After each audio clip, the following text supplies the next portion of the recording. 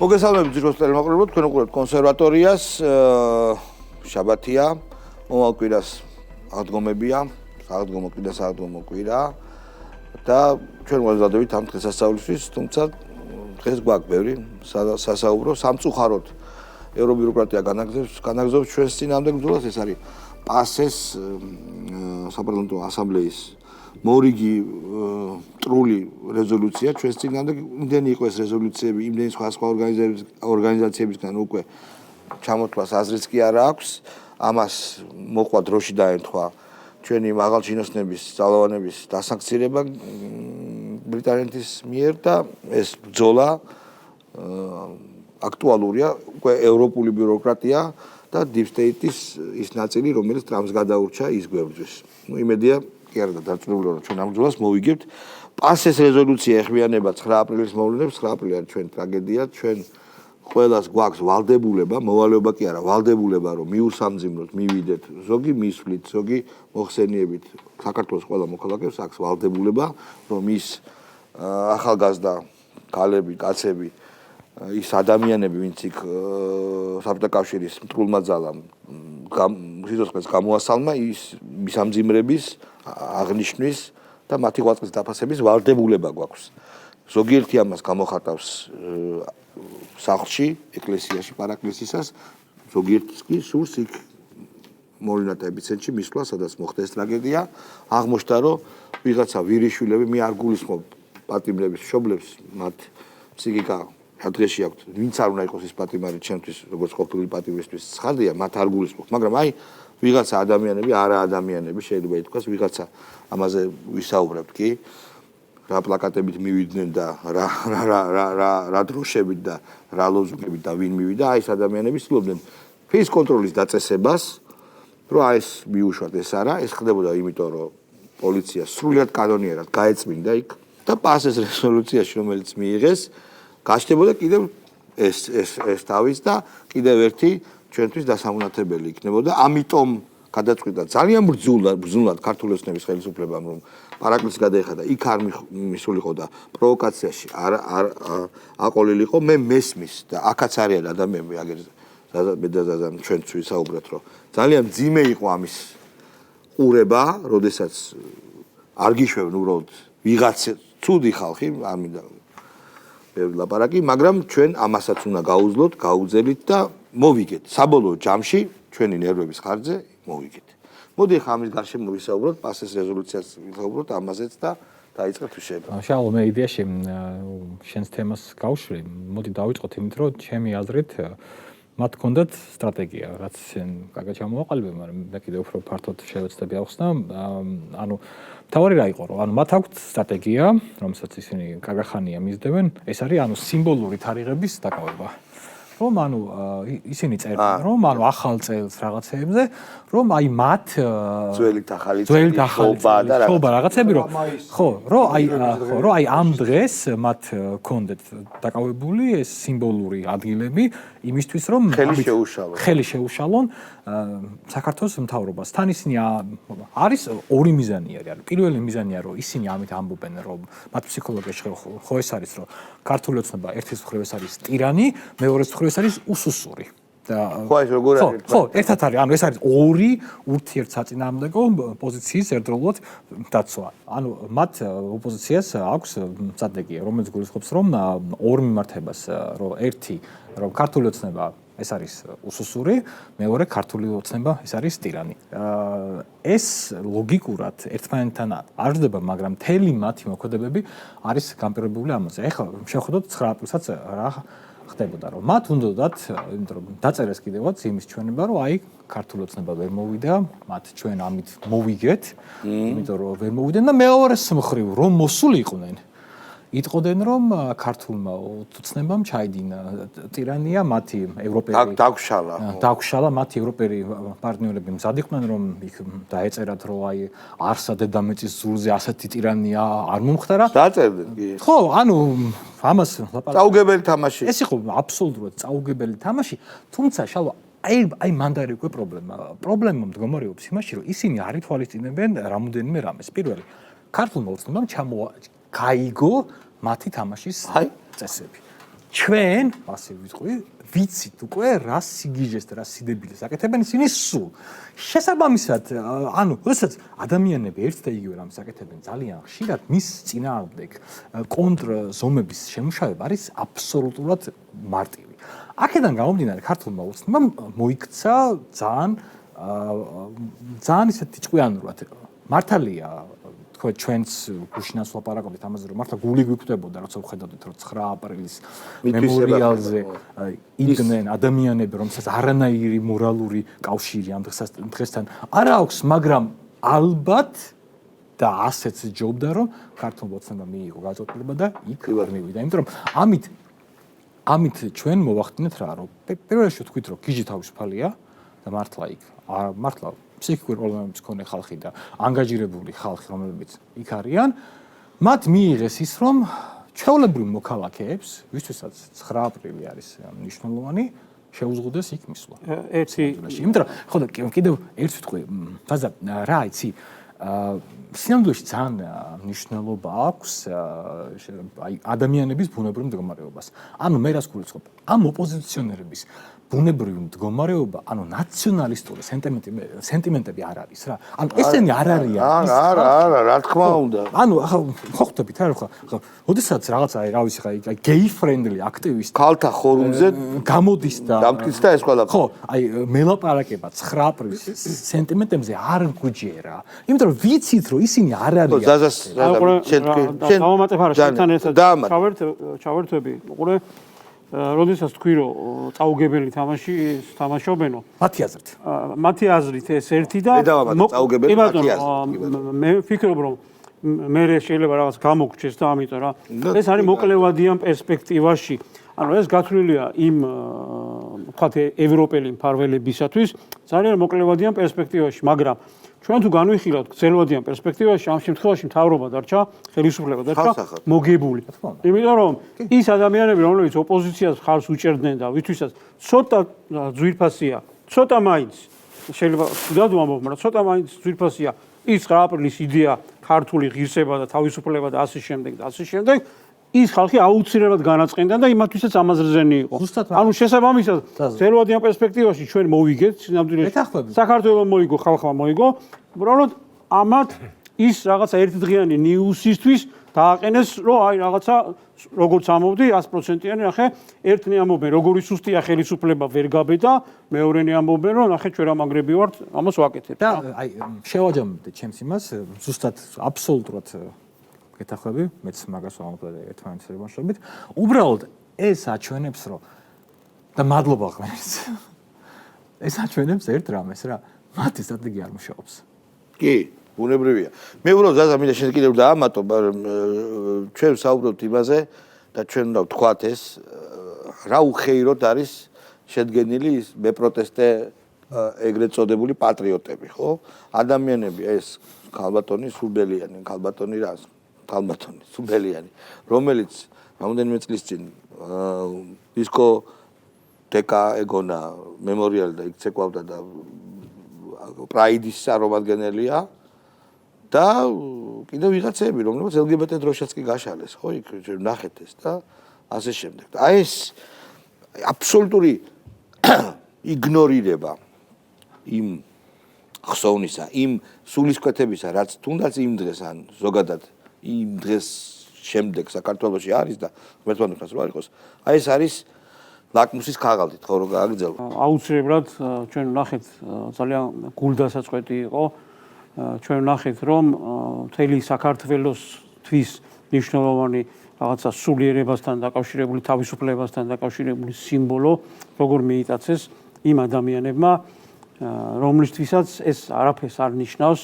უბრალოდ მათი მიზანი იყო, რომ რაღაცნაირი ფორმით დაემტკიცებინათ თავიანთი პატრონებისათვის, რომ მათ კიდევ შეუძლიათ პროვოცირება გაუკეთონ ხელისუფლებას, პროვოკაცია მოახდინონ თქვათ საქართველოში და რაღაცა კიდევ პერსპექტივა გააჩნიათ იმის, რომ საქართველოში რაღაცა შეიცვალოს ის, რაც მათ ყველას ერთად სურთ.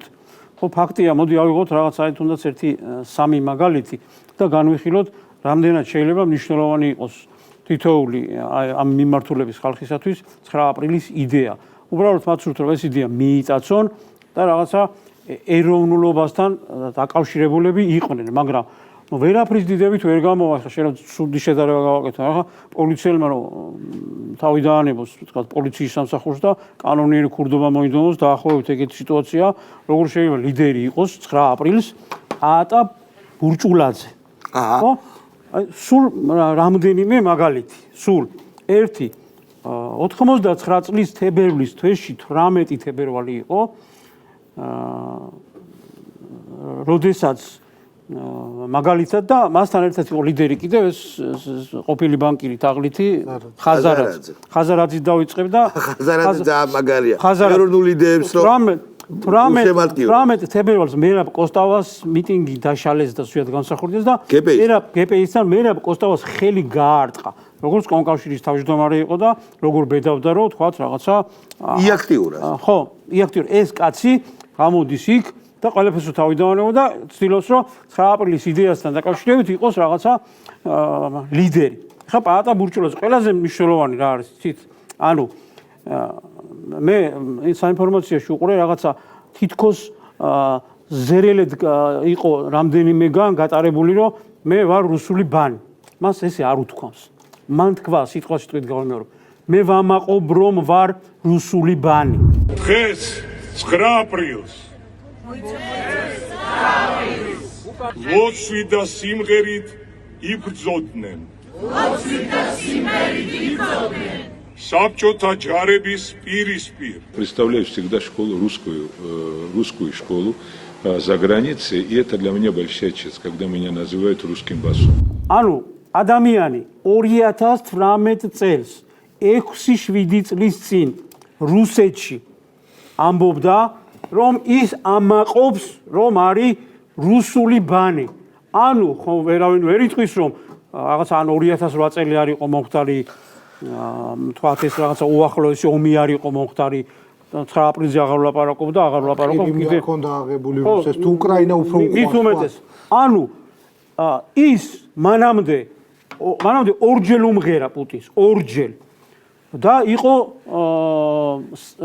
სამხატვრო მარინის თეატრის კი ბატონო რომელიც საოპერო ჯგუფის რომელიც არის იმპერსკი თეატრი საბჭოთა დროს აქედან რო წავიდა საქართველოსდან იცი როდის გახდა სამხატვრო ხელმძღვანელი როდესაც ქართული ოცნების ლიდერს ბიძინა ივანიშვილს მოთხოვა 9 მილიონი იმისათვის რომ მხარი დაეჭირა უარი რომ მიიღო მე პარტია რომ ჩამოაყალიბა ამ პარტიის ოპოზიციური იქ რომ ფული შეჭამა ყველა მიცის და ფინანსური პრობლემების გამო გაიქცა რუსეთში და მაშინ გახდა სამხატვრო ხელმძღვანელი მუშაობდა პუტინსაც უმღეროდა ყველაფერს აკეთებდა არც ომი გახსენებია არც 9 აპრილი გახსენებია უნამუსო და უტიფრად აკეთებდა იმას რასაც აკეთებდა და პატარა დამატება ეხანდელი ოპოზიცია მაშინდელიც იძახდა რომ ეს კაცი მაგალითად ხოშტარია იძახდა რომ ეს კაცი პოლიტიკაში არ უნდა იყოს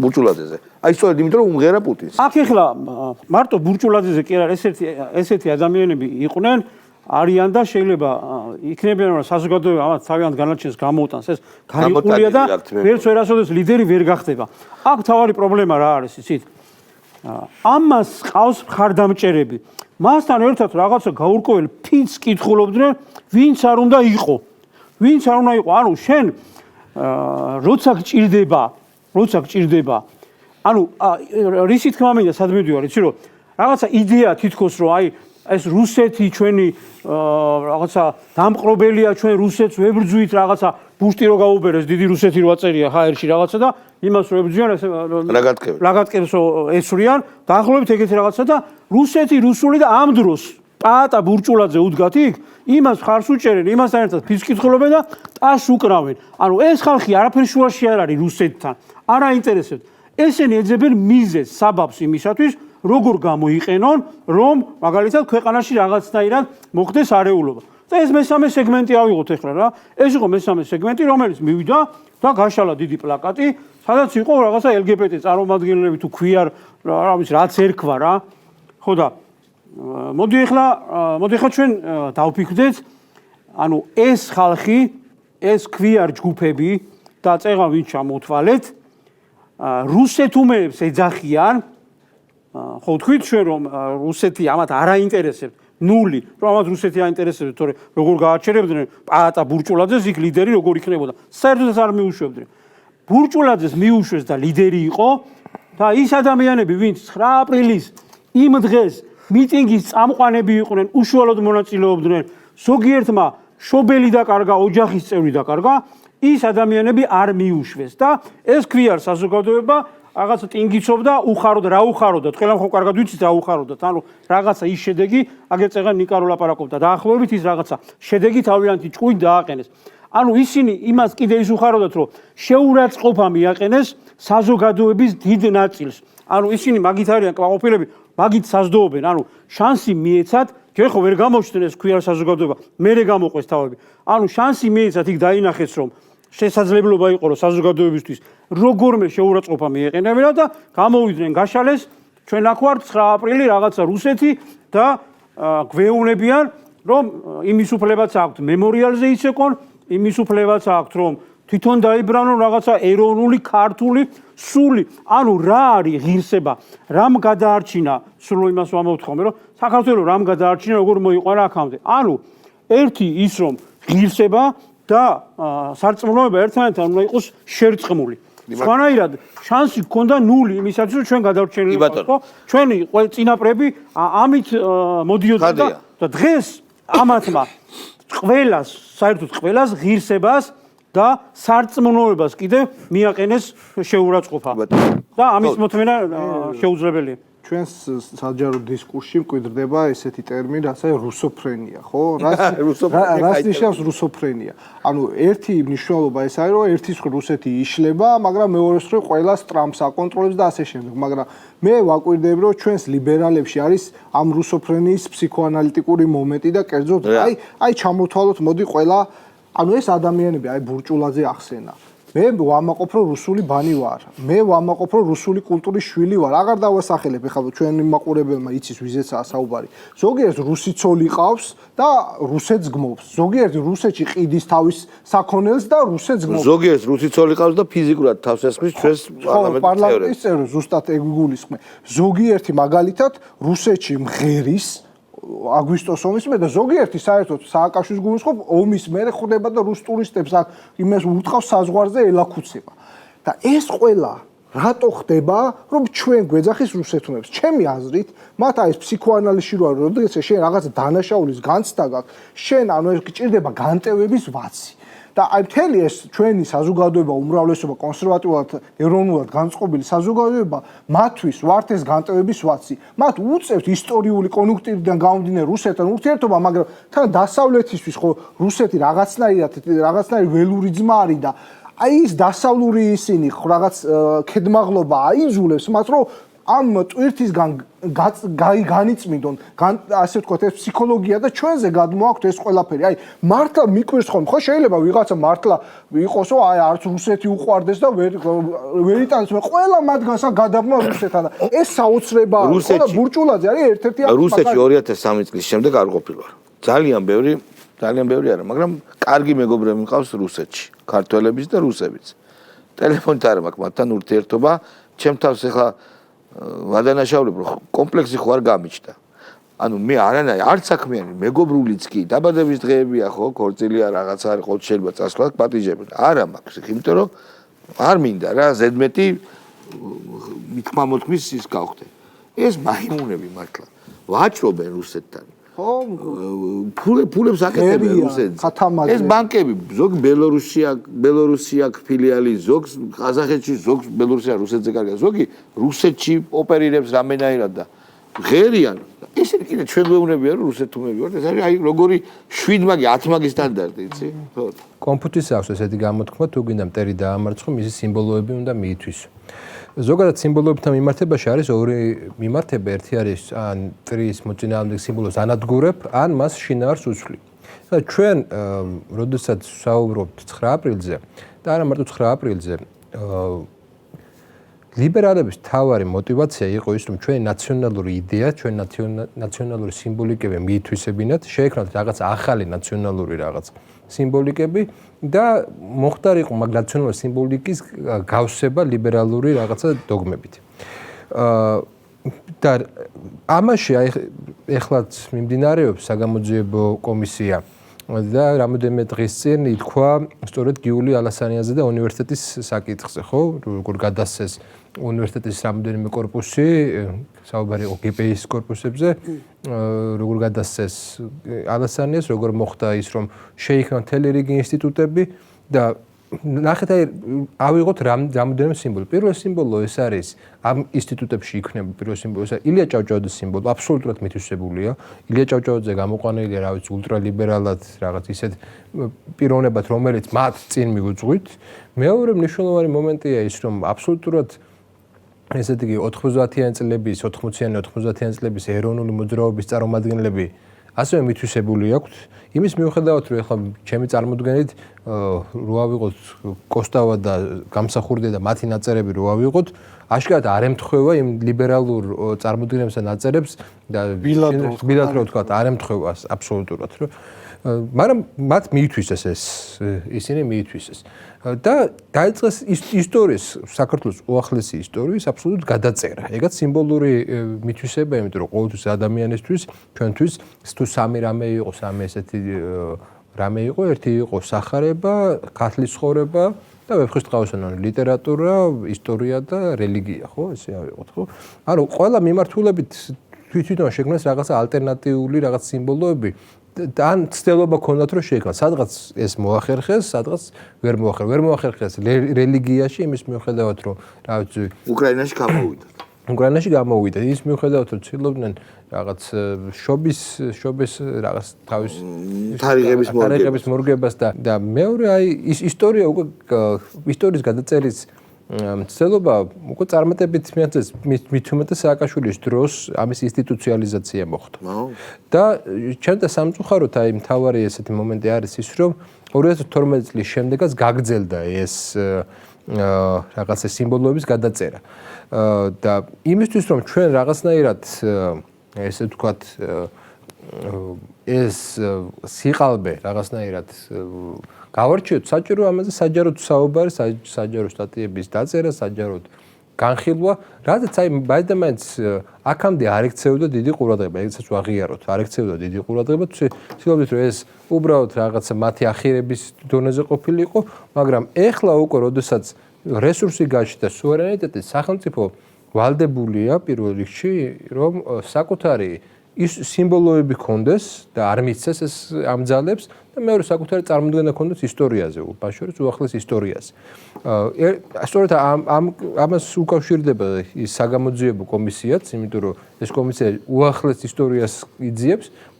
მე ვფიქრობ, რომ საბოლოო ჯამში ესეთი განხილვები უნდა გახდეს უფრო ფართები, იმიტომ რომ ჩვენ გვჭირდება 2003 წლისგან განხილვა მოვლენებს, არამედ ჩვენ გვჭირდება დამოუკიდებლობის და თუნდაც დამოუკიდებლობამდე პერიოდის განხილვა, ესეც საჯარო, იმიტომ რომ ბევრი არა კომისიის ფარგლებში მე მგონი, რომ იყოს ეს საჯარო, მაგრამ გარდაცვლილია ძალიან ბევრი. მე ჩემს ვიზახ შეიძლება ბევრი რამ ყოველ შემთხვევაში ისეთი ტკივილებული საკითხები, რომელიც დღემდე ცოცხალია, საჭიროა რაღაც. რატომ მივედით აქამდე?